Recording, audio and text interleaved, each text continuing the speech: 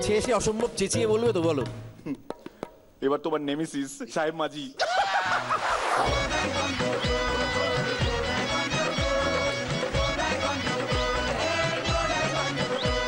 খেল খেলাড়ি হাট আনাড়ি জোড়া জড়ি মার্কাটারি গোলাম গোড়াই গন্ডগোলের গোলামি মোস্তাফা। আমারও বাবা কাকা মা তিন কুলে কেউ নেই। মাঝে মধ্যে দু একটা কিডন্যাপ করি, পেট চলে যায়। তবে রাস্তর পেটের টান না পড়লে কোনো লাভ নাই পাড়া কিনা। ব্যাংকি হলে ৭,৫০০ টাকা থাকে, যেটাকে পকেট করেছি সেটার খাওয়ার জন্য কোনো কেষ্টুজিকে কষ্ট দিই না। এটা কেউ না। এই তো সেদিন একটা বিবাহিত মহিলাকে কিডন্যাপ করলাম। তারপর তার হাত থেকে চুরিটা খুলে বরের কাছে পাঠিয়ে দিয়ে বললাম, তোর বউ এখন আমার কবজায়, ৫০ লাখ টাকা দিয়ে ফেরত নিয়ে যা। বলে বিশ্বাস করি না। তারপর আমি সোনার হারটা পাঠালাম, বলে বিশ্বাস করি না। তারপর সোনার কানেরটা পাঠালাম, তাও বললো বিশ্বাস করি না।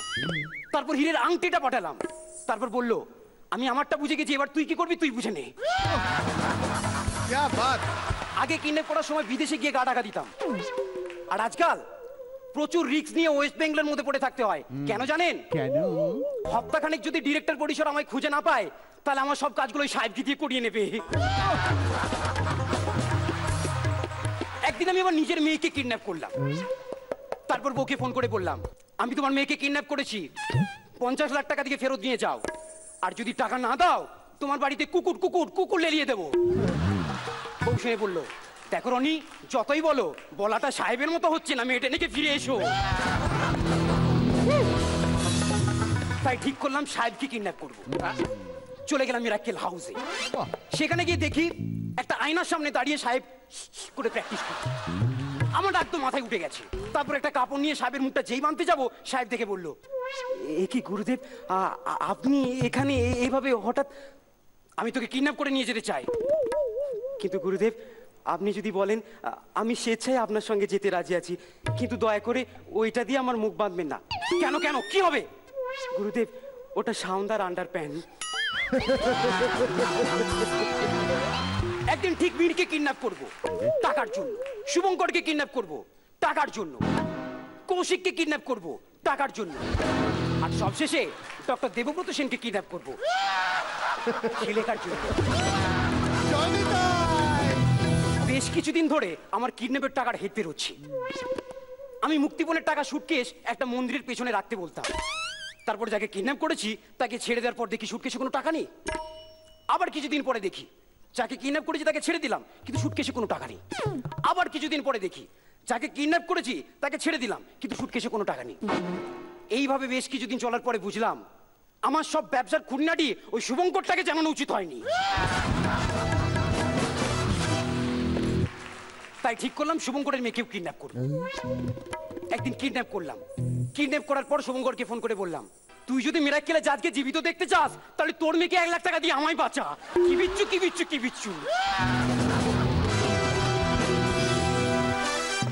শীতকালেতে চিকুকে কিডন্যাপ করা সহজ উপায় কি?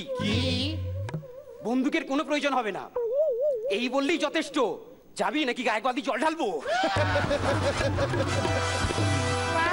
খেল খেলাড়ি হাট আনাড়ি জড়া জড়ি মার্কাটারি।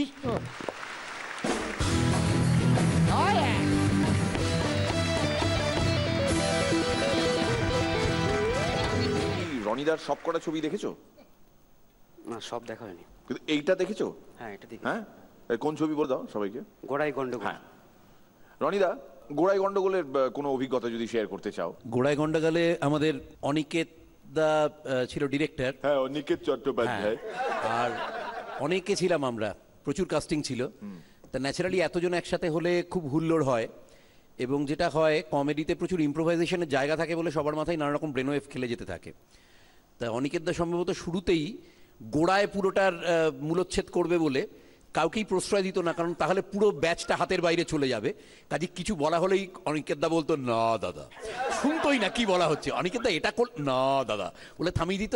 এই জন্য খরাজ একটা লম্বা গান লিখেছিল যে না দাদা বলে আর কি, যে দাদা একটু ব্রেকফাস্ট খাবো না দাদা, দাদা ঘুম থেকে উঠবো না দাদা। যাই হোক, আমরা খুব মজা করে কাজটা করেছিলাম, এবং ন্যাচারালি এতজন প্রতিভাধর কলিগ যারা আমার কন্টেম্পোরারি, তাদের সাথে একসাথে কাজ করতে পারা সবসময় খুব আনন্দের এবং খুব ভালো সময় কেটেছিল। আজকে সাহেব মাঝির পারফরমেন্স তোমার কেমন লাগলো? ভালোই মজার লেগেছে, পরের বার আরেকটু বেটার হবে। হ্যাঁ, অল দ্য বেস্ট। দেখতে ভালো লাগছে, ভালো হয়েছে। খুব ভালো লেগেছে, মজা পেয়েছি।